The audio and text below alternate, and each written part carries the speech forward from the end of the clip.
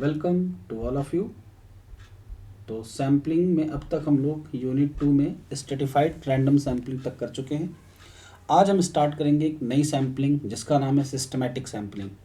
तो जानते हैं सिस्टमैटिक सैम्पलिंग होती क्या है और कब इसको यूज करना हमारे लिए सुटेबल होता है, यानी कब ऐसी सिचुएशन हो जब हम इसको यूज करें तो अच्छा रहता है।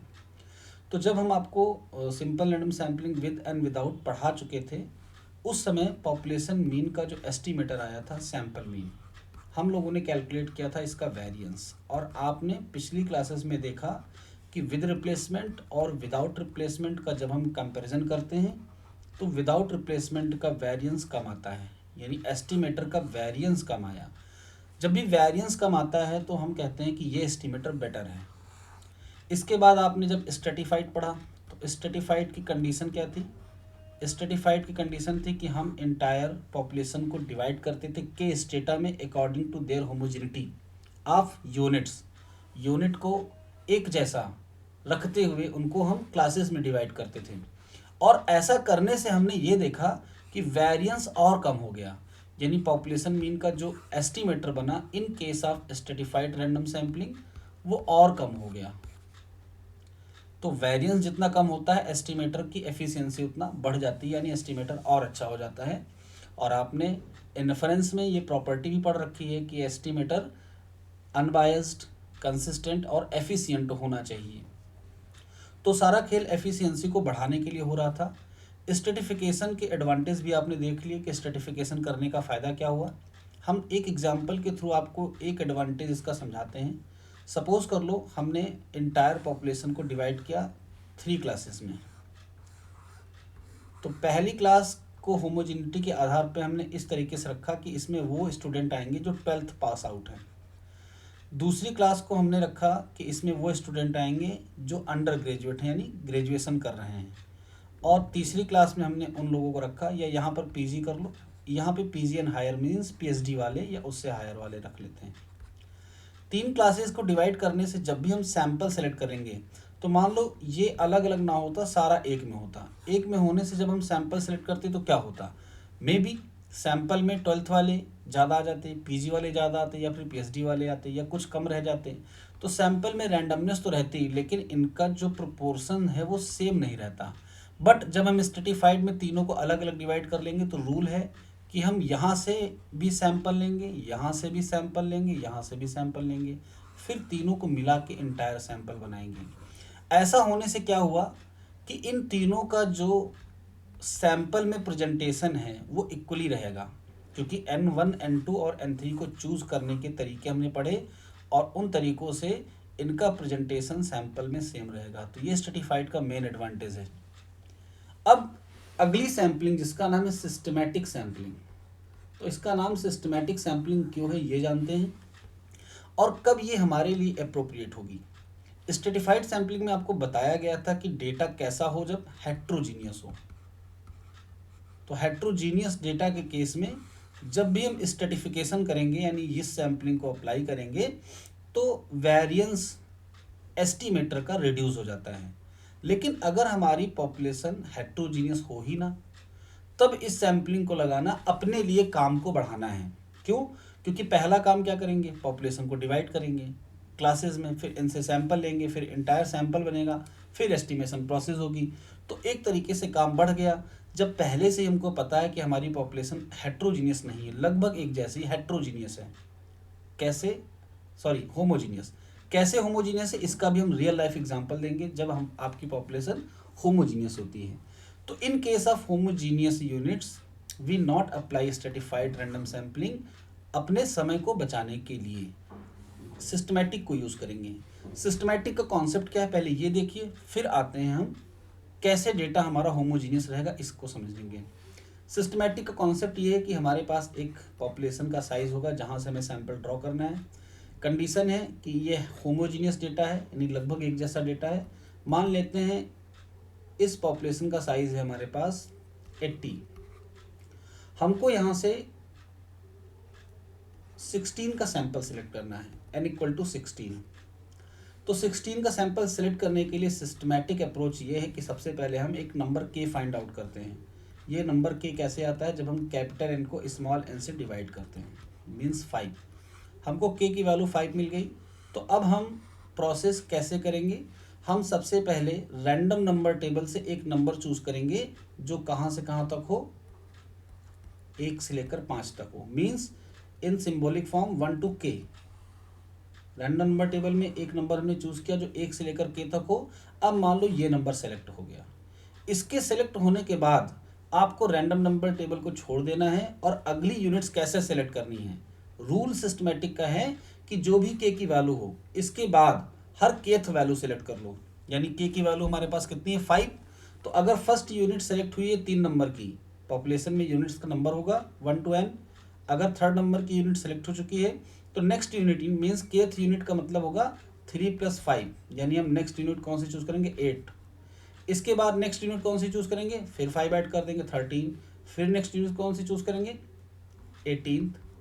तो सिस्टमैटिक सैम्पलिंग में सैंपल बहुत ही आसानी से और क्विकली सेलेक्ट हो जाएगा फ्रॉम पॉपुलेशन। और ऐसा करने से हमारा सैंपल रैंडम भी बना रहेगा क्योंकि हमारा जो डेटा था वो लगभग एक जैसा था। तो हम किसी को भी सेलेक्ट करें इससे फ़र्क नहीं पड़ता है, डेटा होमोजीनियस है। अब आते हैं इस बात पर कि डेटा होमोजीनियस कैसे है। मान लो आप एक सर्वे कर रहे हो, प्लम्बर का नाम आपने सुना होगा। प्लम्बर का काम कहाँ पे होता है, एक प्लम्बर तो ये होते हैं जो नल वगैरह बनाते हैं, एक प्लम्बर नहीं, सॉरी मैंने प्लम्बर बोला, timber. Do you know about timber, what is timber? Timber का मतलब सर होता वो है, वुड वगैरह वाला। हाँ बिल्कुल सही। जब हम लोग घर बनवाते हैं तो घर बनवाते समय जब स्लेब पड़नी होती, छत पड़नी होती है, तो बहुत सारी लकड़ियाँ मंगवाई जाती हैं। उनको सपोर्ट के लिए पहले लगाया जाता है नीचे। तो वो जो एक बांस टाइप का, या कह लो बल्ली उसको हिंदी में कहते हैं, टिम्बर। तो वो जो लकड़ियाँ होती हैं उनका जो काम करते हैं उनको टिम्बर कहते हैं। अब टिम्बर वाला जब कभी भी इनको परचेज करता होगा तो वो क्या देखता है, हर एक जो बैम्बू होता है इसकी वो मोटाई को देखता है क्योंकि इसी से इसकी मजबूती का पता चलता है। तो ये जब किसी बाग को यानी गार्डन को खरीदने जाता है, उसको खरीदते समय वो सर्वे करवाता है। सर्वे किस क्या करवाता है कि इस बाग में या इस गार्डन में इन पेड़ों के तनों की मोटाई कितनी है। क्योंकि जो बहुत मोटे तने होते हैं, ट्रंक, वो ट्रंक निकाल दिए जाते हैं लकड़ी प्लाई बनाने में, या और भी बहुत सारे यूजेज होते हैं। जो पतले पतले ट्रंक होते हैं उनको यूज़ किया जाता है टिम्बर में, ठीक है। तो वो क्या करता है, इनकी मोटाई चेक करवाता है। मोटाई चेक करवाते समय ही वो पैसा लगाता है कि हमको किस पेड़ का कितना पैसा देना है। तो अब अगर खेत में या गार्डन में 5,000 पेड़ लगे हैं तो क्या वो सबकी स्टडी कर सकता है? ये है पॉपुलेशन साइज, कैपिटल एन। वो क्या करेगा, यहाँ से सैंपल कलेक्ट करेगा। मान लो उसने 500 पेड़ों का सैंपल लिया। अब वो 500 पेड़ों की स्टडी करके एक आइडिया लगा लेगा कि हमको इस गार्डन का कितना पैसा देना है। आपको सिचुएशन समझ में आई? ओके। अब ये जो पेड़ एक ही गार्डन में लगे हुए हैं उनको एक जैसा क्लाइमेट मिला, एक जैसा पानी मिला, एक जैसी खाद मिली, फर्टिलाइजर्स, तो उनके बीच में बहुत ज़्यादा वेरिएशन नहीं होता है। मीन्स पॉपुलेशन कैसी हो गई, होमोजीनियस। अब पॉपुलेशन होमोजीनियस है, अगर वो रैंडम नंबर टेबल का यूज़ करके 500 का सैंपल कलेक्ट करे तो उसको ज़्यादा टाइम लगेगा। वो कहेगा इस लाइन से शुरू करो और हर 50वां पेड़ सेलेक्ट कर लो। तो हर 50वें पेड़ को सेलेक्ट करके उसके तने की मोटाई देखेंगे कितनी है, और उस डेटा से हम ये अनुमान लगा लेंगे कि इस बाग के कितने पैसे हमको लगाने हैं। डेटा होमोजीनियस समझ में आया कैसे हुआ? डेटा होमोजीनियस तब होता है जब सिचुएशन सबको एक जैसी मिलती हैं। तो उस केस में डेटा में बहुत ज़्यादा हेट्रोजेनिटी नहीं होती है। उन पेड़ों के तनों की मोटाई में बहुत ज़्यादा हेट्रोजेनिटी हो ही नहीं सकती। ये समझ में आया आपको? एक और रियल लाइफ सर्वे बताते हैं आपको जिसमें सिस्टमैटिक सैम्पलिंग का यूज़ किया जाता है। जब हम कभी मवेशी परचेज करने जाते हैं, मवेशी मीन्स जानवरों को जो दूध देने वाले पशु हैं, मीन्स डेयरी फार्मिंग करते हैं, जब कैटल फार्मिंग करते हैं तो दूध पैदावार बढ़ाने के लिए हम क्या करते हैं, जानवरों को खरीदने जाते हैं। तो जब खरीदने जाते हैं तो मान लो एक बाड़े में 1,000 जानवर हैं, हमको इनमें से 20 खरीदने हैं। तो 20 खरीदने के लिए हम पहले क्या करेंगे, सैम्पलिंग करके ये जांच करेंगे कि इस बाड़े में जितने जानवर हैं उनका मिल्क प्रोडक्शन क्या है, कितना वो देते हैं एक टाइम पर दूध। तो इसके लिए करेंगे क्या, हम रैंडम नंबर टेबल नहीं यूज़ करेंगे, हम सिस्टमैटिक सैम्पलिंग यूज़ करेंगे। हम कहेंगे कि इस बाड़े में जितने जा रहे हैं उनमें से हर 100वें नंबर वाला चूज़ कर लो। तो पहले 100 नंबर वाला, फिर 200 वाला, फिर 300 वाला, इससे 10 का हमने सैंपल कलेक्ट किया और 10 के सैंपल पे स्टडी की और इस 1000 के बारे में हमने कंक्लूजन्स ड्रॉ कर लिए। तो ये होती हैं सिचुएशन जहाँ पे हम सिस्टमैटिक सैम्पलिंग का यूज़ करते हैं। अब हम आगे बढ़ते हैं सिस्टमैटिक सैम्पलिंग की तरफ। नोटेशंस देखेंगे और फॉर्मूले देखेंगे, फिर प्रूविंग में हमें क्या क्या करना है ये सारी चीज़ें देखेंगे कि पॉपुलेशन मीन के लिए कौन बन रहा है अनबायस्ड एस्टिमेटर। जो सबसे पहला काम है वो ये कि कैपिटल एन जो हमारे पास कैपिटल एन की वैल्यू है इनकी लिस्टिंग करना। लिस्टिंग करने का मतलब सैम्पलिंग फ्रेम।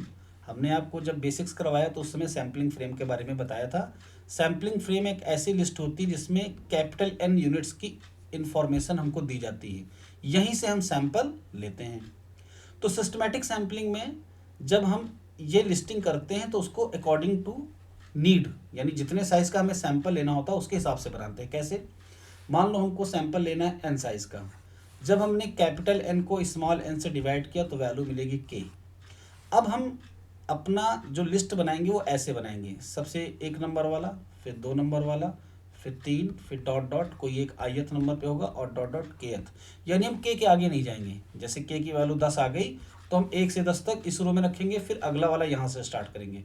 अब इसका नंबर क्या होगा? तो के बाद क्या आएगा? k+1, या फिर सीधे सीधे कहो कि हम 1 में के ऐड कर दें तो 1 + k, फिर के ऐड कर दो 1 + 2k।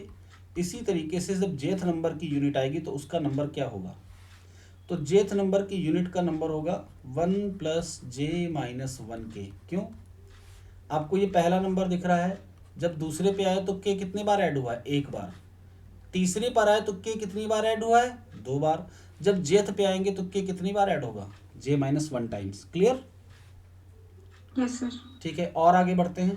लास्ट में यूनिट होगी तो ये k है, k मीन्स हमको n साइज का सैंपल चाहिए तो इनका साइज n होगा, तो लास्ट वाली का नंबर होगा nth, और nth के लिए हम इसको कैसे डिनोट करेंगे? ऐसे 1 + n - 1k। तो ये वो यूनिट्स होंगी जो हमारे सैंपल में तब सेलेक्ट होंगी जब रैंडम नंबर टेबल में कौन सा नंबर चूज हुआ हो? 1, इसको इंक्लूड करते हुए। ठीक है, क्योंकि हमने अभी प्रोसेस क्या बताया सिस्टमैटिक सैम्पलिंग का, हम 1 से लेकर k तक कोई एक नंबर रैंडमली चूज करेंगे। अगर रैंडमली 1 चूज हुआ तो ये वो यूनिट्स होंगी जो हमारे सैंपल में आएंगी। लेकिन 1 नहीं चूज हुआ, 2 चूज हुआ तो कौन सी यूनिट्स हमारे सैंपल में आएंगी? 2 + k, क्योंकि हमको हर kth यूनिट लेनी है। 2 + 2k, similarly 2 + j - 1k and 2 + n - 1k। यानी एक तरीके से हम क्या कर रहे हैं, सैंपल में जो वैल्यूज़ आने वाली हैं उनको देख रहे हैं कि कौन कौन सी वैल्यू सैंपल में सेलेक्ट हो सकती हैं। पहली यूनिट 2 होगी तो हमारा ये सैंपल सेलेक्ट होकर आएगा। ओके, नाउ ith पे आते हैं। ith यूनिट सेलेक्ट होने पर अगली वैल्यू होगी i + k, i + 2k, dot dot dot i + j - 1k and last होगी i + n - 1k। ये था यूनिट का नंबर, ये होगा kth, k + k यानी 2k, k + j - 1k and last होगी k + n - 1k। इनको आप ऐसे भी लिख सकते हो, जब k में k ऐड कर रहे हैं तो सबसे पहली वैल्यू क्या हो जाएगी? 2k। इसको 2k लिखा जा सकता है, इसको 3k और इसको j और इसको nk। अगर सॉल्व करो इक्वेशन तो यही मिलेगा। तो ये हो गया, अगर हमारी kth यूनिट सेलेक्ट हो गई हो रैंडम नंबर टेबल के थ्रू तो ये सैंपल हमारा होगा। अब ये तो था सैंपल का नंबर। अब हम आते हैं ऑब्जर्वेशंस की बात करते हैं। तो let y be the observation. y एक कैरेक्टरिस्टिक्स है जिस पे हमको ऑब्जर्वेशन लेने हैं। y यहाँ पर क्या होगा? y यहाँ पर होगा, अगर ये वो हैं एनिमल्स हैं तो हम इनका मिल्क प्रोडक्शन देखेंगे, यानी yi is the value of produced milk. और अगर ये पेड़ हैं तो हम इनके ट्रंक का जो वो है ब्रेथ या मोटाई वो देखेंगे, सरकमफ्रेंस। ठीक है, आगे बढ़ते हैं। तो वाई अब जब इस पे अप्लाई हुआ तो पहली वैल्यू क्या बन गई? y11, यानी ये वो ऑब्जर्वेशंस है जो पहली कॉलम में पहली वैल्यू का था। फिर y12 dot dot dot dot, इसमें टोटल n वैल्यूज हैं y1n। अब हमारे नोटेशन यहाँ से डिफाइन होंगे, ये था नंबर ऑफ यूनिट्स और ये है ऑब्जर्वेशंस ऑफ यूनिट, यानी this observations made under the characteristics y कुछ भी हो सकता है, जैसी हमारी सर्वे सैम्पलिंग होगी, जैसी सैम्पलिंग होगी, जैसा सर्वे करना चाहते होंगे उसके हिसाब से ये y होगा। नेक्स्ट, जब दूसरे पे आएंगे तो इसको कैसे डिनोट करेंगे, y21 y22, यहाँ पर कहीं पर लिख लो y1j, ये होगा y2j डॉट डॉट, लास्ट में होगा y2n, ये n साइज का एक सैंपल बन गया। ith वैल्यू पे जब आएंगे तो यूनिट्स कैसे डिफाइन करेंगे, yi1 yi2 dot dot yij dot dot yin, ये हमारा ith सैंपल हो गया। ये ith सैंपल पर ऑब्जर्वेशंस हैं। लास्ट वाला होगा yk1 yk2 dot dot ykj dot dot ykn, और ये वो ऑब्जर्वेशंस होंगे जो आखिरी वाले सैंपल पे आएंगे। तो दोनों लोग बताओ, श्रेया एंड उन्नति, कि यहाँ पर ये क्लियर हुआ आपको, ये y1 y2 क्या है? सर ये ऐसे है ना कि जैसे y11 है तो वो हमारा observation made under characteristic y for the 1 plus kth unit. Not 1 plus kth, first unit. Okay sir. इसमें टोटल n यूनिट्स हैं, तो ये पहले का होगा, फिर ये 1 प्लस kth मतलब y12 होगा, है ना? क्लियर? Okay sir. हाँ। ओके। ऑब्जर्वेशन मेड का यही मतलब हुआ कि यहाँ पर जो एनिमल है उसका मिल्क कितना होता है, तो इसकी वैल्यू हो सकती है 8 लीटर, इसकी हो सकती है 12 लीटर, इस तरीके से डेटा हमको दिया जाएगा। तो हम हर बार डेटा नहीं ले सकते, जब हम थ्योरेटिकल प्रूफ करते हैं तो उनको सिंबल में लिखते हैं, तो इसीलिए y यूज किया जाता है। ओके, अब अगर हम yij डिफाइन करें तो yij क्या होगा, yij is the jth observation under ith sample. ये ith सैंपल होगा जो एवरी kth यूनिट सेलेक्ट करने के बाद आया होगा, उसका ये jth ऑब्जर्वेशन है। इफ वी से yi1, what is yi1? yi1 is the first observation under the ith sample, yi2 is the second observation under the ith sample। Okay, और इसमें एक खास बात आपको देखने को क्या मिली कि सब में सैंपल का साइज कितना है, n, सेम। क्या हम लोग जो सिस्टमेटिक सैम्पलिंग पढ़ेंगे वो सारी की सारी सेम सैंपल की होगी? ऐसा जरूरी नहीं है। जब कभी भी ऐसा हो जाए, मैं आपको सिचुएशन दिखाता हूँ। मान लो हमारे पास n की वैल्यू है 10 और हमको 10 की जगह हम 12 कर लेते हैं। हमको 3 साइज का सैंपल सेलेक्ट करना है, तो पहले हम इन 12 यूनिट की नंबरिंग कर लेंगे। कैसे? 1 2 3 4, 3 से डिवाइड करने पर k की वैल्यू 4 आई। तो हमने अपने डायग्राम को ऐसा रखा कि एक रो में 4 ही एलिमेंट रखे, फिर होगा kth unit, kth means 4th unit, तो इसका नंबर हो जाएगा 5 6 7 8 9 10 11 12। ऐसी सिचुएशन में जब कैपिटल N स्मॉल n से कंप्लीटली डिवाइड हो जाए, उस समय जो सैंपल बनेंगे उनका सबका साइज सेम होता है। लेकिन क्या ऐसा हमेशा होगा? मान लो अब की बार हम n की वैल्यू 10 कर दे रहे हैं और अब की बार सैंपल 3 ही साइज का लेना है, तो इस सिचुएशन में अगर आप देखो तो k की वैल्यू कितनी आ रही है, 3 पॉइंट समथिंग आ रही है n की वैल्यू, यानी 3 साइज का सैंपल लेंगे। तो 3 साइज का सैंपल लेने के लिए अगर हम डायग्राम ड्रॉ करें तो 1 2 3 4 5 6 7 8 9 10 और हमारी यूनिट्स खत्म हो गई। तो अब पहला सैंपल में सेलेक्ट हुई यूनिट्स कौन सी? 1 5 एंड 9, दूसरे में 2 6 एंड 10, तीसरे वाले में तो 2 ही यूनिट हैं, चौथे वाले में भी 2 यूनिट है। तो अब क्या करेंगे? ऐसी सिचुएशन में हम रिपीटेशन करते हैं। रिपीटेशन मीन्स 10 के बाद जो 11 नंबर आएगा उसको 1 कर लेंगे और जो 12 आएगा उसको 2 कर लेंगे, यानी हम यूनिट्स को फिर से स्टार्ट कर देते हैं। स्टार्ट करने में जब सैम्पलिंग यूज होती है सिस्टमैटिक, तो इसका नाम पड़ जाता है सर्कुलर सिस्टमैटिक सैम्पलिंग। ओके, तो सर्कुलर सिस्टमैटिक सैम्पलिंग क्या है ये आपको ध्यान रखना है, एग्जाम में या वाइवा में पूछा जा सकता है। और जब कंप्लीटली डिवाइड होता है तो फिर सिंपल हम इसको क्या कहते हैं? Systematic sampling. Okay, clear? ये सारी चीजें नोट्स में एकदम अच्छे तरीके से लिखी हुई हैं, यानी आपको बिल्कुल भी टेंशन नहीं लेनी है। मैं आपको दिखाता हूँ, जो कुछ भी मैंने अब तक समझाया वो सब इसमें वेल मैनर में लिखा हुआ है, जैसे this method of sampling in which only the first unit is selected with the help of random number table. इस सैम्पलिंग के मेथड में केवल हमको पहली यूनिट रैंडम नंबर टेबल की मदद से सिलेक्ट करनी होती and the next being selected automatically according to a predetermined rule, और आगे की यूनिट्स अपने आप सिलेक्ट हो जाती हैं पहले से डिफाइन किए हुए रूल के अंडर। और pattern is called systematic sampling. ऐसी सैम्पलिंग को कहते हैं सिस्टमैटिक सैम्पलिंग। द पैटर्न यानी कौन से पैटर्न, कौन से रूल के तहत। The pattern usually followed in selecting a systematic sample is a simple pattern involving regular spacing of units. यानी हम कौन से पैटर्न को यूज करते हैं कि यूनिट्स के बीच में रेगुलर स्पेस रहे। जैसे एवरी केथ कहा तो के का स्पेस हो गया यूनिट्स के बीच में। Suppose capital N units of the population are numbered from 1 to n in some order. Suppose capital N is expressible as a product of two integers k and n. हो सकता हो N को हम इस form में कर पाएं, आगे जब नहीं कर पाएंगे वो सेकंड केस भी बताएंगे। जहां पर स्मॉल एन सैंपल साइज है, to draw a sample of size n we take a unit at random from the first k units. N size का सैंपल ड्रॉ करने के लिए हम पहली के से एक यूनिट सेलेक्ट करेंगे at randomly and every kth unit thereafter, और उसके बाद हर केथ यूनिट। अब इस लैंग्वेज को आप लोग ऐसे ही फॉलो करना और एग्जाम में लिखने के लिए यूज करना, इतना लिखना ही सफिशियंट है। बाकी अगर आप एग्जैक्टली याद नहीं कर रहे हैं और आपको मैटर पता है तो आसानी से लिख सकते हैं। If ith unit has been selected at random, मान लो ith यूनिट रैंडमली सिलेक्ट हुई फ्रॉम फर्स्ट के, पहली के में से, the sample consist of unit serially numbered i plus k, तो हमारी सैंपल में वो यूनिट्स आएंगी जिनका ये नंबर होगा i प्लस के, i plus 2k dot dot dot. I की कंडीशन देख लो, एग्जाम में इन सब चीज़ों पे आपको ध्यान रखना है लिखते समय कि ये बातें बताओ आई कहाँ से कहाँ तक हो सकता है।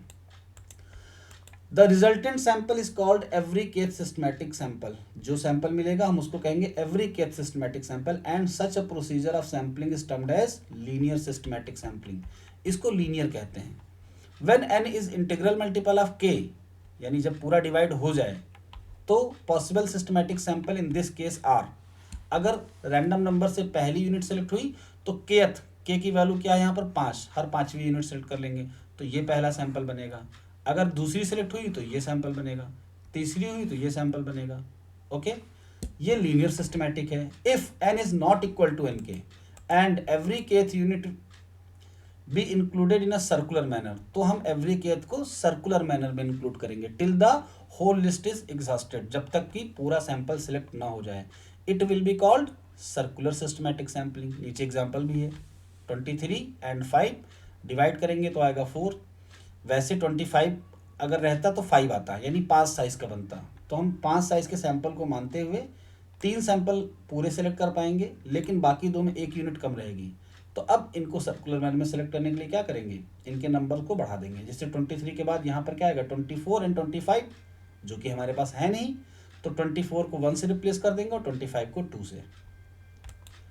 This fact introduce a disturbance, यानी इसकी वजह से एक डिस्टर्बेंस आया into the theory of systematic sampling. This disturbance is negligible if n is greater than 50, यानी अगर हमारे पास 50 से ज़्यादा का सैंपल है तो फिर यूनिट रिपीट होने से कोई ज़्यादा फर्क नहीं पड़ता है। In the above case we shall use circular systematic sampling, then 4 and 5 sample will be 1 and 2 आ जाएगा और नए सैंपल्स बन जाएंगे। चलिए एडवांटेज एंड डिसएडवांटेज देख लेते हैं सिस्टमैटिक सैम्पलिंग के। Systematic sampling is operationally more convenient than simple random sampling and stratified. तो आपको दिख ही रहा है मोर कन्वीनियंट क्यों हो, क्योंकि सैंपल को लेना आसान है। यहाँ पर time and work involve is also relatively much less, जो टाइम और वर्क है वो भी कम हो जाता है सिस्टमैटिक सैम्पलिंग में। Drawing of samples are easier, sample को लेना बहुत आसान है। They are free from proportional bias और मिस्टेक, यानी कोई भी सैंपल सेलेक्ट कर ले, अगर रूल फॉलो कर रहा है तो उस व्यक्ति की वजह से कोई गलती नहीं होगी।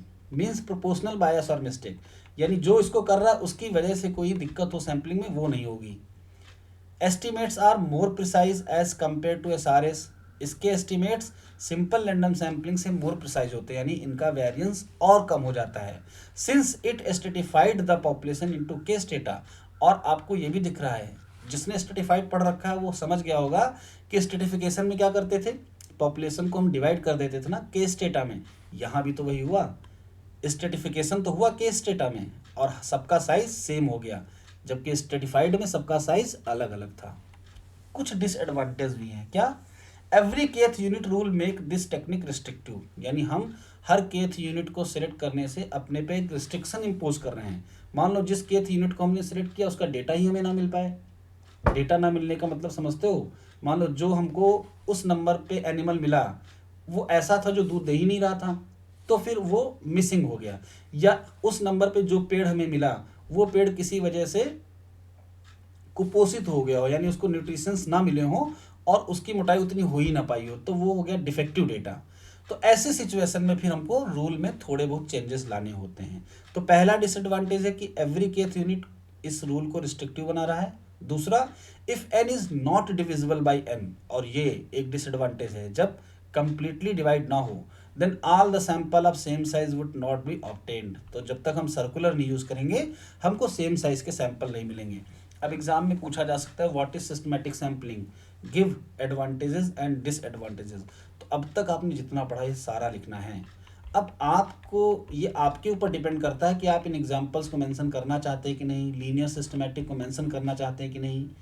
अगर सैम्पलिंग सिस्टमैटिक सैम्पलिंग में प्रूफ आ रहा है जो कि हम आपको करवाने वाले हैं, वो प्रूफ के साथ लैंग्वेज लिखनी, तब आप इतना मत लिखिए।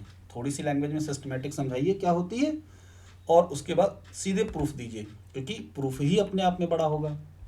Note, systematic sampling is mainly use in forest surveys, in milk yield surveys, in fisheries surveys, यानी जो मछली पालन होता है उसमें मछलियों पे जो स्टडी होती है उसके लिए भी सिस्टमैटिक का यूज किया जाता है, एटसेट्रा। अब ये सिस्टमैटिक डायग्राम जो हमने आपको बनाकर दिखाया 1 to k, ये नंबर वाला डायग्राम है, और इसके बाद ये वाला डायग्राम है ऑब्जर्वेशंस मेड वाला, यानी उन नंबर्स पे जब ऑब्जर्वेशंस लिए गए तो उनकी वैल्यूज क्या आई। अब आगे बढ़ते हैं, कैसे वाई आई जे डिफाइन हुआ है। Observations on the characteristics under study, जिसकी भी हम स्टडी करना चाहते हैं उस पर ये ऑब्जर्वेशंस है Y I J. For the unit of population serially numbered this in the population, यानी ये वाई आई जे उसकी वैल्यू है जो हमारे नंबर में इस नंबर पे थी। Y I J I plus J minus 1 kth unit थी। ओके, ये बात समझ में आ गई सबको? आई प्लस जे माइनस 1 इस वाली यूनिट की बात हो रही है। वैसे ये ith सैंपल की jth यूनिट है, लिखने के लिए हमने -1 क्यों किया था ये आपको बता दिया है ना। आगे बढ़ते हैं, अब ith सैंपल के मीन की बात करते हैं। अब हम जा रहे हैं नोटेशंस की तरफ। तो हो सकता हो नोटेशन समझने में आपको बेटा दिक्कत आए श्रेया, तो कहीं भी दिक्कत आए तो वो आप बताइएगा, ठीक है। सपोज हम ith वाले का मीन लिखना चाह रहे हैं, मतलब हम लिखना चाह रहे हैं वाई आई बार, तो इसकी वैल्यू कैसे आएगी? मीन का कॉन्सेप्ट क्या होता है? Sum of all the observations divided by the total number of observation. तो यहाँ पर टोटल ऑब्जर्वेशन कितने हैं? n, और सम करेंगे तो सम करने के लिए हम लिखेंगे ये value Y I J. I fix है क्योंकि ith सैंपल लिया गया है।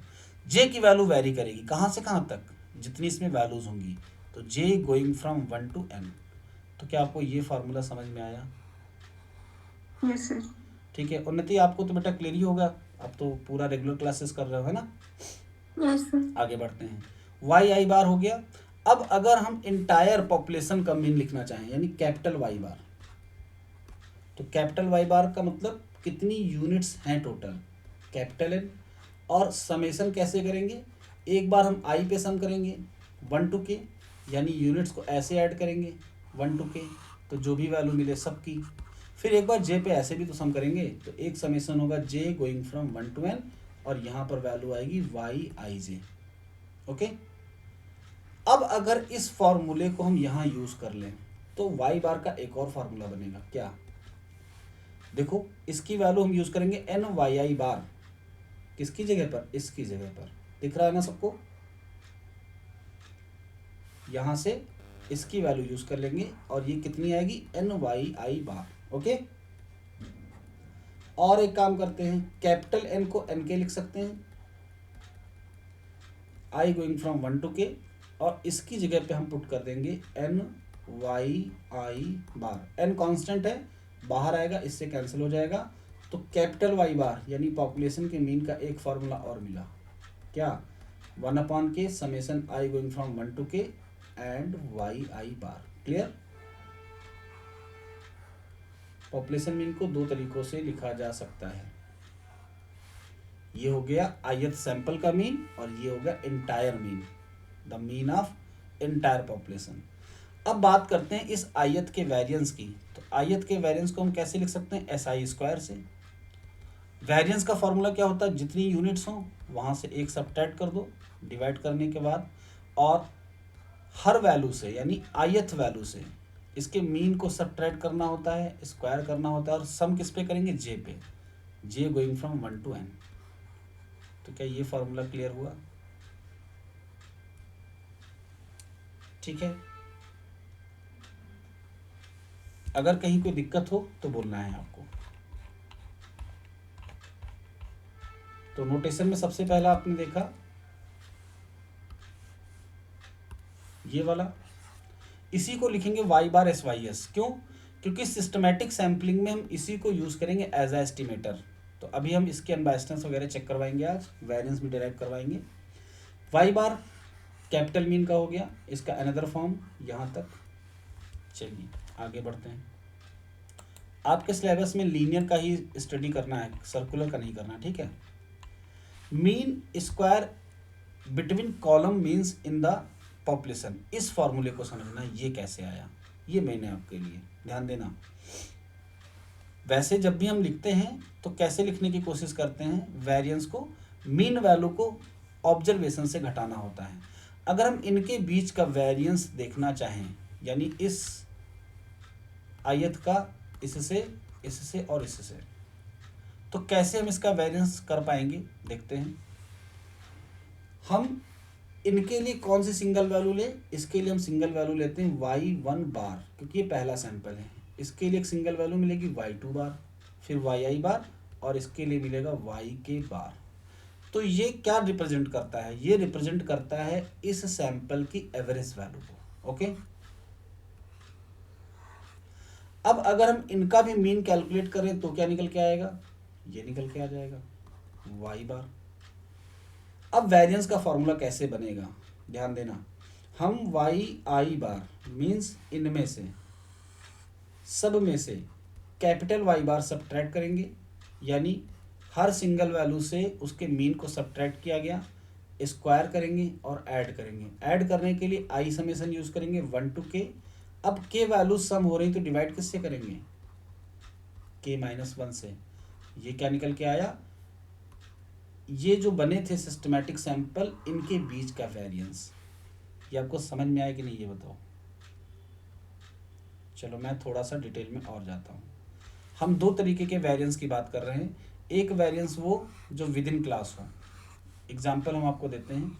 सपोज हमारे पास 3 स्कूल हैं, जयपुरिया, CMS एंड DPS। इन 3 स्कूलों के बच्चों को हमने सैंपल में लिया 10, 10 एंड 10, और इनका एक टेस्ट लिया। टेस्ट लेने के बाद हमने इनके स्कोर को नोट कर लिया, जो भी स्कोर आया। तो क्या सारे बच्चों का स्कोर सेम होगा? नहीं, सबका अलग अलग आएगा, कुछ ना कुछ वेरिएशन रहेगा। सिर्फ एक स्कूल के अगर बच्चे लेने तो क्या इनका स्कोर सेम रहेगा? नहीं, इनका भी अलग अलग होगा। तो एक वेरिएशन आया यहाँ पर जो आपस में है, एक वेरिएशन इनका भी आएगा जो इनके आपस के बच्चों का होगा, एक इनका वेरिएशन आएगा। तो ऐसे वेरिएंस को हम कहते हैं विद इन। क्या कहते हैं? With in variance. ओके, अब एक वेरिएंस होगा जिसको हम कहते हैं बिटवीन। बिटवीन का मतलब क्या? इनका इनसे कितना वेरिएशन है और इनका इनसे कितना है और इनका इनसे कितना है। अब बिटवीन वेरिएंस को कैसे निकालते हैं? विद इन वेरिएंस को निकालने का फॉर्मूला क्या है? इसकी वैल्यू ले लो yij, जो एक जनरल वैल्यू हो, उससे इसके मीन को सब्ट्रैक्ट कर दो, स्क्वायर करो, समेशन करो j going from 1 to n, और डिवाइड करो जितनी ये वैल्यूज हैं उससे एक कम करके 1/n-1। ये विद इन वेरिएंस का फार्मूला हुआ। जब बिटवीन का निकालेंगे तो क्या करेंगे? तो बिटवीन के लिए हमको 3 वैल्यूज चाहिए जो इन सैंपल को रिप्रेजेंट करें, जो कि क्या होंगी? y1 बार, y2 बार, y3 बार। जनरल नोटेशन में लिखेंगे yi बार, और पूरे पॉपुलेशन का मीन कैपिटल Y बार इससे सब्ट्रैक्ट करेंगे। या ये कह लो वेरिएंस निकालने के लिए ये फॉर्मूला यूज होता है। तो इसका एक्सपेक्टेशन y बार के बराबर आएगा। कैसे? वो अभी प्रूव करके दिखाएंगे। तो इस वैल्यू से इसके मीन को सब्ट्रैक्ट किया, फिर स्क्वायर किया, फिर ऐड करेंगे किस पे? यहाँ से यहाँ तक। यानी 1 to k, तो समेसन होगा 1 to k, और डिवाइड किससे करेंगे, टोटल k वैल्यूज हैं तो k माइनस 1 से। तो ये कौन सा फार्मूला बना, बिटवीन वेरिएंस का। तो अब आपको फार्मूला क्लियर हुआ बिटवीन वेरिएंस का? Yes sir. ठीक है, with in variance and between variance. तो ये एस सी स्क्वायर जो है इसको कहते हैं बिटवीन कॉलम मीन्स, यानी कॉलम के मीन का जो वेरिएंस था ये वो है। और डिनोट किससे करते हैं, सी से। सी मीन्स यहाँ कॉलम से है, एस सी स्क्वायर। तो इस फॉर्मूले का यूज भी आगे हम लोग करेंगे। अब बढ़ते हैं पॉपुलेशन मीन स्क्वायर एरर की तरफ, यानी इंटायर पॉपुलेशन का वेरिएंस क्या होगा। तो इंटायर पॉपुलेशन के वेरिएंस को हम लोग कैपिटल एस स्क्वायर से रिप्रेजेंट करेंगे। अब बताओ इंटायर पॉपुलेशन में कितनी यूनिट्स हैं टोटल, कैपिटल एन या फिर एन के। तो हम सबसे पहले तो ये कर लेते हैं एन माइनस 1। अब इंटायर पॉपुलेशन का मीन क्या है, वाई बार। तो हम हर वैल्यू से यानी वाई आई जे से मीन को सब्ट्रैक्ट करेंगे, स्क्वायर करेंगे।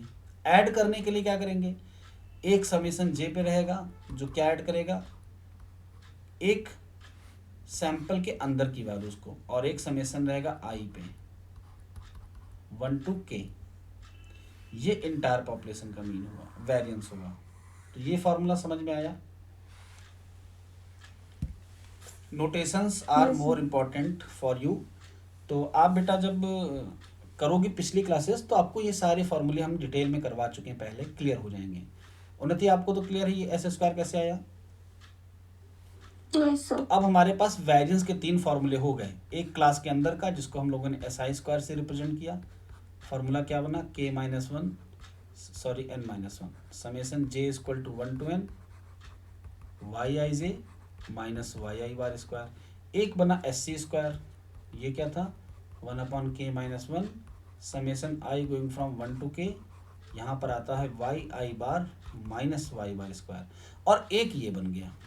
तीनों में देखो डिफरेंस दिख रहा है और तीनों समझ में आ रहे होंगे, एक है विद इन, एक है बिटवीन और एक है इंटायर। ओके चलो आगे बढ़ते हैं।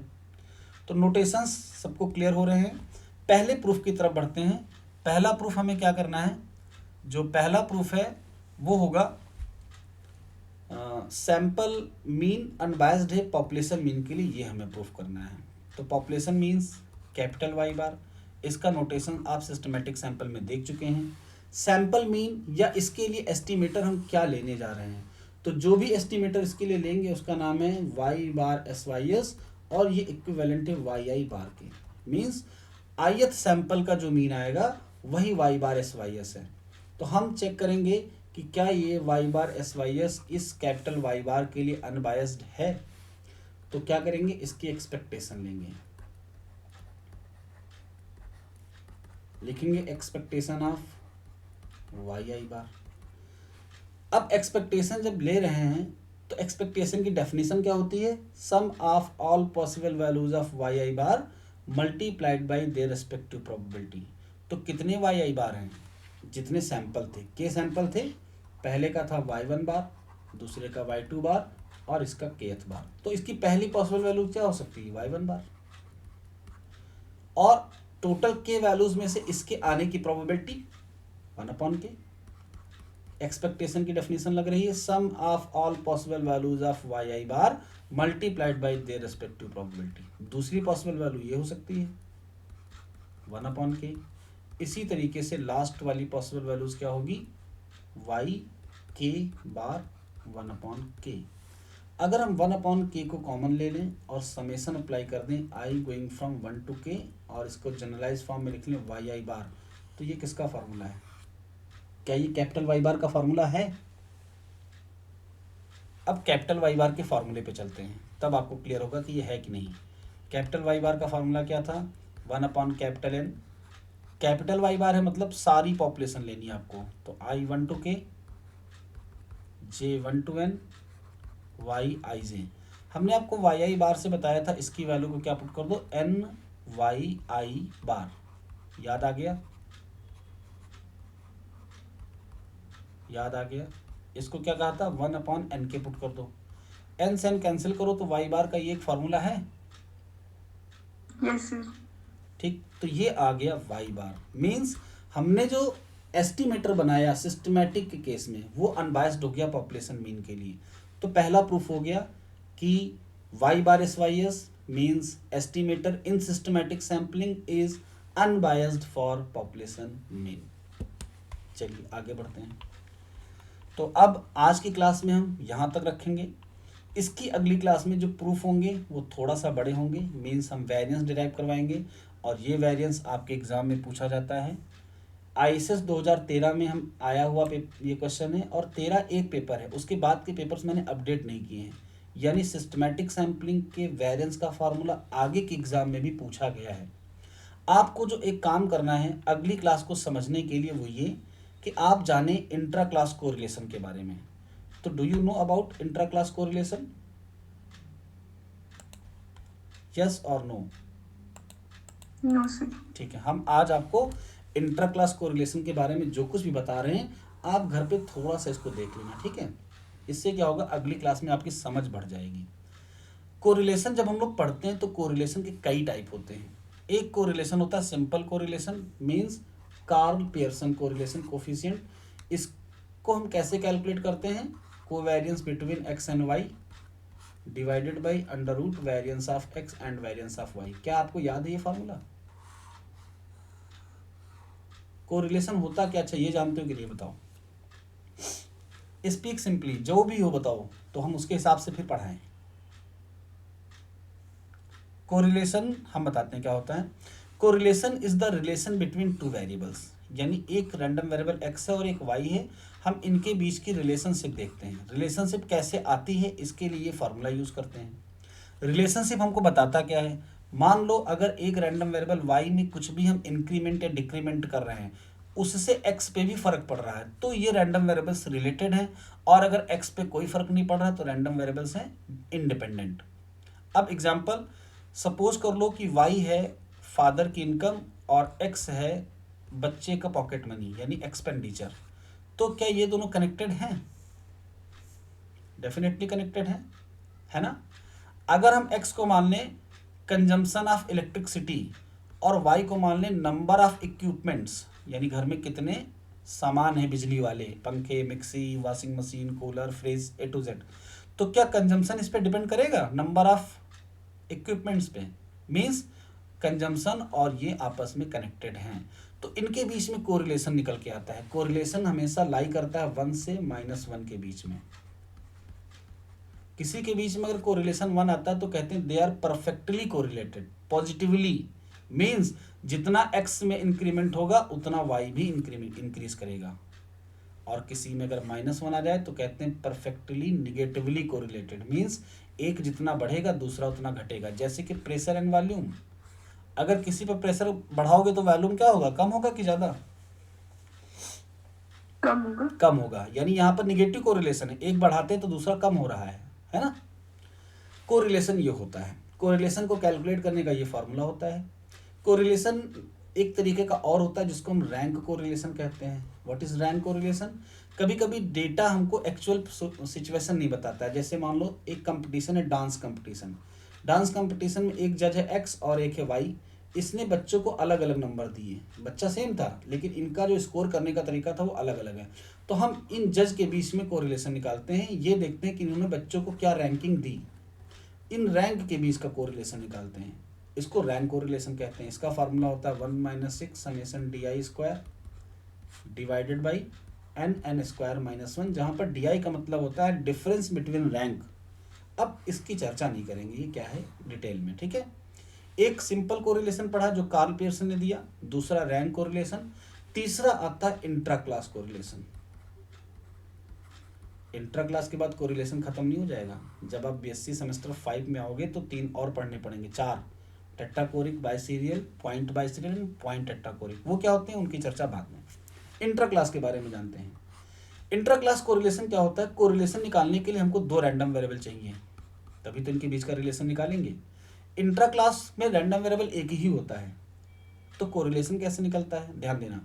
इंट्रा क्लास में क्या हो रहा है, कहा गया एक जिले में रह रहे लोगों के बीच में हाइट का क्या कोरिलेशन है, तो अब डेटा एक ही था, इन्हीं की आपस में हाइट का कोरिलेशन निकालना है। बात समझ में आ रही है सबको? जैसे यहाँ पर हम मान लो 5 मेंबर ले लें, 1 2 3 4 5, इनकी आपस में हाइट का कोई रिलेशन होगा। तो पहले के लिए बाकी 4 अदर वेरिएबल हैं, दूसरे के लिए बाकी 4 अदर वेरिएबल हैं। यानी जब हम एक ही क्लास में एक ही ऑब्जर्वेशंस पे कोरिलेशंस कैलकुलेट करते हैं, that is known as intra class correlation. Intra class इसीलिए इसका नाम ही पड़ा कि एक क्लास के अंदर कितना कोरिलेशन है। क्लियर? तो इसको कैसे डिफाइन करते हैं? इसमें अगर कोई एक वैल्यू है वाई आई जे, मतलब ith क्लास की jth वैल्यू, तो दूसरी को डिफाइन करते हैं वाई आई जे डैश, और साइड में कंडीशन लिख देते हैं कि जे और जे डैश बराबर नहीं होंगे। ओके, अब कोरिलेशन का जो फॉर्मूला होता है उस पर चलते हैं। जो कार्ल पियर्सन का कोरिलेशन का फॉर्मूला था वो क्या था? Covariance X and Y divided by under root variance X variance of Y. अगर कोवेरियंस को हम एक्सप्लेन कर लें तो कोवेरियंस का फॉर्मूला होता है 1/n summation X I minus X bar means X वाले का and Y I minus Y bar. N बताता है ऑब्जर्वेशन कितने हैं, 10 लोगों के बीच का कोरिलेशन है कि 20 है कि 25 हैं। सिमिलरली यहाँ पर क्या फार्मूला लिखेंगे? वेरिएंस का formula 1/n summation X I minus X bar square and 1/n summation Y I minus Y bar square. ये हुआ कोरिलेशन का फार्मूला, सिंपल वाला, कार्ल पियर्सन वाला। जब इंट्रा क्लास की बात करेंगे तो चेंजेस क्या आएंगे, इस पे आपको फोकस करना है। हम यहाँ पर ऑब्जर्वेशंस ले लेंगे जो भी होंगे n, और एक वैल्यू n तक जाएगी जो पहली होगी। पहली मीन्स मान लो हमने यहाँ पर इस पर्सन को सिलेक्ट कर लिया, तो यानी इस पर्सन को सिलेक्ट किया, इसको आई बोल रहे हैं। आई की वैल्यू 1 हो सकती है, 2 हो सकती है, 5 तक कुछ भी हो सकती है। लेकिन जब दूसरा पर्सन जे सेलेक्ट करेंगे तो जिसको पहले ले चुके हैं क्या उसको दोबारा लेंगे? Yes sir. नहीं लेंगे दोबारा, क्योंकि इंट्रा क्लास है। उसका उससे कोरिलेशन निकालोगे तो हमेशा बनाएगा, उसका कोरिलेशन बाकियों से निकालना है, तभी तो यस लिखा था। सर, मैं ये समझ रही थी कि जब 2 को सेलेक्ट करेंगे तो 1 को सेलेक्ट करेंगे कि नहीं करेंगे। नहीं, एक को हमने किया पहले पर्सन में, तो दूसरे के लिए हमको बाकी में से लेना है, ठीक है। तो यहाँ पर एक की जो वैल्यू है 1 to n जाती है, तो 1 to n के लिए प्रोबेबिलिटी 1/n बनती है, दूसरे की जाती है n-1, ऐसे। यानी अभी हम इस पे नहीं आ रहे हैं, अभी हम एक्सपेक्टेशन के फॉर्म में आपको बताते हैं। ऐसे लिखेंगे पहले, क्योंकि कोवेरियंस का ये भी फॉर्मूला होता है expectation x minus this and y minus this. अब हमने यहाँ पर एक्सपेक्टेशन की डेफिनेशन लगाई, sum of all possible values multiplied by the respective probability. तो ये पॉसिबल वैल्यूज और ये इनके आने की प्रोबेबिलिटी। ओके, ठीक है। यहां पर आते हैं, यहां पर कैसे लिखेंगे? वैल्यू है वाई आई जे, इसका मीन जो भी होगा वो यहां से सब्ट्रैक्ट करेंगे। सिमिलरली यहां भी वाई आई जे डैश और इसका मीन सब्ट्रैक्ट करेंगे। अब दूसरा रैंडम वेरिएबल डिफर कर रहा है, ये आई जे है और वो आई जे डैश है, मतलब जो यहां पर आएगा वो यहां नहीं आएगा, दूसरा आएगा हमेशा, ठीक है। तो जब इसकी एक्सपेक्टेशन को फॉर्मूले के फॉर्म में लिखेंगे तो हमारे पास 2 सिंबल हैं, एक है जे और एक है जे डैश। आई तो क्लास के लिए है, इस क्लास के अंदर का वेरिएशन। तो जे की वैल्यू कहाँ से कहाँ तक जाएगी? तो पहला तो हमेशा 1 to n जाएगा। पहले जब किसी मेंबर को करेंगे तो इनमें से कोई भी ले लें, लेकिन जब दूसरा सिलेक्ट करेंगे तो उसको छोड़ेंगे जो पहली बार में सिलेक्ट हो गया है, तो उसके आने की प्रोबेबिलिटी क्या होगी? 1/n-1। फिर लगेगा समेसन जे पर 1 to n और समेसन लगेगा जे डैश पर 1 to n, लेकिन कंडीशन लगेगी जे और जे डैश बराबर नहीं है।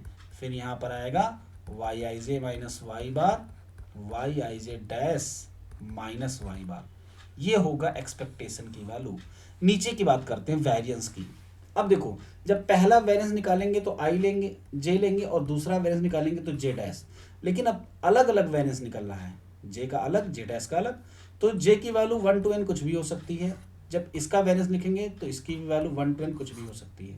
मतलब दोनों एक जैसे रहेंगे और एक ही तो क्लास हैं, तो एक ही क्लास में हम चाहे जे पे वेरिएंस निकालें चाहे जे डैश पे निकालें, कोई फर्क पड़ेगा? तो नीचे जो फॉर्मूला बनता है वो बनता है 1/n summation i Y I J minus Y bar square. ये होता है वेरिएंस। चूंकि दोनों सेम है तो अंडर रूट हट गया और एक वैल्यू लिख दी। ये है इंट्रा क्लास कोरिलेशन का फार्मूला। अब आगे की क्लास में हम इस फार्मूले को यूज़ करेंगे, और अगर आपको इंट्रा क्लास कोरिलेशन नहीं आता है तो आज आप थोड़ा सा किताब में या इंटरनेट पे सर्च करके देखिए, फार्मूले को देखिए, कहीं भी कोई दिक्कत लगती है तो आप हमें कल बताएंगे। वैसे इंटर क्लास कोरिलेशन हमने आपको स्टैटिस्टिकल मेथड के पेपर में पढ़ाया है, लेकिन अगर आपने वो पेपर नहीं पढ़ा है तो हो सकता हो ये लैक हो, तो कोई बात नहीं, आप इसको थोड़ा सर्च करिएगा। बाकी कहीं कोई कमी रहती है तो अगली क्लास के प्रूफ करवाने के पहले हम इसको पूरा कर देंगे। ओके, देखो जो चीज़ें हैं ये ओके सर। बहुत आसान है, ऐसा नहीं ये कठिन है, बट ये कि जब समय पे नहीं पढ़ी जाती हैं, चीज़ें इकट्ठा होती तो फिर दिक्कत आती है। तो अब आपने अगर कर रखा है तो ठीक है, नहीं कर रखा है तो आज इस पर सर्चिंग करना, ताकि सिस्टमेटिक के वेरिएंस का जो कल का प्रूफ है वो आपको समझ में आए। और अगर मान लो कहीं कोई दिक्कत रह रही है तो प्रूफ को आप 2 से 3 बार करोगे, फार्मूला आपको ऑटोमेटिक याद हो जाएगा। फोकस कहाँ करना है, नहीं समझ में आया अभी कोई बात नहीं, जब टाइम आएगा तब समझ में आएगा, या जब ज़्यादा टाइम मिलेगा तब आप इसको समझ लेंगे। फर्स्ट अटेम्प्ट में आप फार्मूले पे फोकस करिए, कैसे लिखा गया, कैसे आया। और इंटर क्लास जान तो गए ही आज क्या होता है, विद इन क्लास वेरिएंस कहते हैं इसको, विद इन क्लास कोरिलेशन। जब हम खुद का खुद से निकालें, एग्जाम्पल में हमने बताया एक गांव में रहने वाले मेंबर्स का हाइट का कोरिलेशन चाहिए, तो हाइट मतलब उनकी आपस की हाइट, तो यहाँ कोई दूसरा है ही नहीं, हाइट ही एक ही वेरिएबल है। जैसे 2 रैंडम वेरिएबल जब बनाते हैं तो एक्स को क्या कहते हैं, इनकम, और वाई को कहते हैं कंजम्पशन या एक्सपेंडिचर। तो इनकम अलग हो गई, एक्सपेंडिचर अलग हो गया, तो 2 रैंडम वेरिएबल हैं, बट यहाँ पर हाइट ही है, हाइट यहाँ भी है, हाइट यहाँ भी है, यानी उनकी आपस में हाइट का कोरिलेशन। तो आई थिंक समझ गए होंगे आप इंट्रा क्लास कोरिलेशन का कॉन्सेप्ट। बाकी जो कुछ है वो अगली क्लास में देखेंगे। आज की क्लास यहीं तक, थैंक यू, जय हिंद। किसी का कोई डाउट तो नहीं है, कोई क्वेश्चन?